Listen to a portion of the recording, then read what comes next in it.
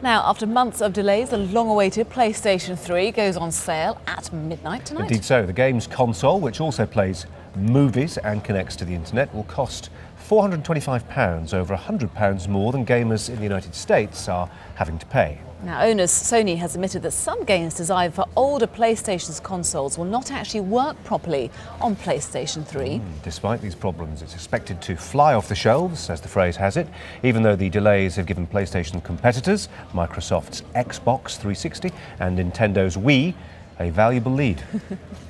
For more on this, we're joined now by Philip Oliver. He's the Chief Executive of Blitz Games. Thanks very much for joining us. So it's 4 months late and very expensive. Is it worth it?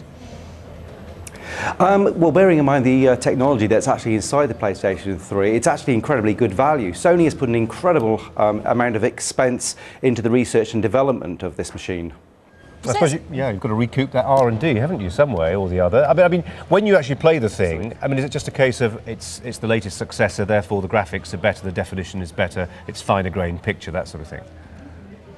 Absolutely, but all that extra power will actually enable the game developers to create much more immersive worlds and, of course, interactive communities online. And one of the big things that Phil Harrison, the head of Worldwide Studios, is pushing with the PlayStation 3 is the ability for user-generated content, which we find incredibly exciting and will lead to a whole new experience for games players. But Philip, how can Sony justify £425 when if you go across the Atlantic it's going to cost you just £300 and it's also more expensive than the rivals which are on the market at the moment? They can justify it because of the, well, first of all, the demand is in the marketplace, but also, as I said, the expense of the components that are actually in that machine. At that price, they're not actually making a huge profit. In fact, they're probably making a loss. The components actually inside the PlayStation 3 probably cost more than that. They are actually subsidizing it to give you cutting-edge technology. Technology that they know needs to be really good in the marketplace for the next 5 years. But it's a heck of a markup, isn't it? It's a heck of a difference, more than £100 difference. And it's not as if this is an unexpected event. The launch has been coming presumably for many months, if not years. So the normal laws of the market of supply and demand you would expect would create a fairly level playing field, regardless of which side of the Atlantic you're on. Well, in which case, if you're using sort of the market to test this, then Sony are putting 300,000 units into the marketplace in the UK, and I dare say they'll all be sold this weekend.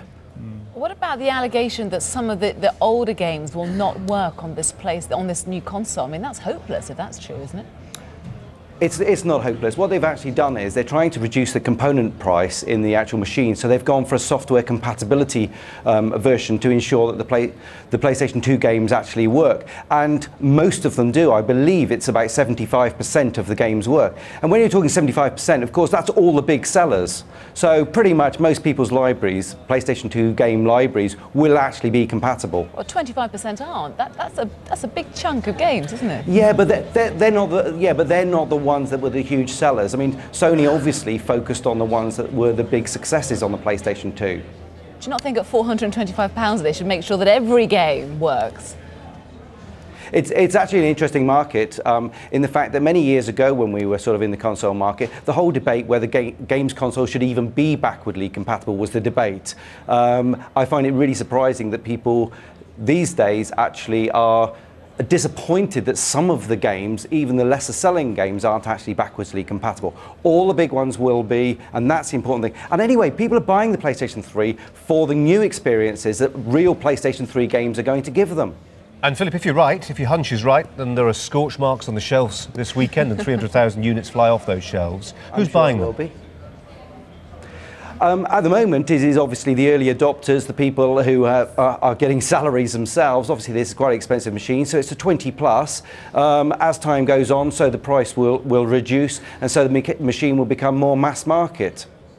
Well, those poor parents out there who are going to be pestered, like Colin, Parents for who are example. buying them. Keep away from the kids. Philip Oliver, thanks very much indeed. Well, thank you. Updating the top stories here on Sky News.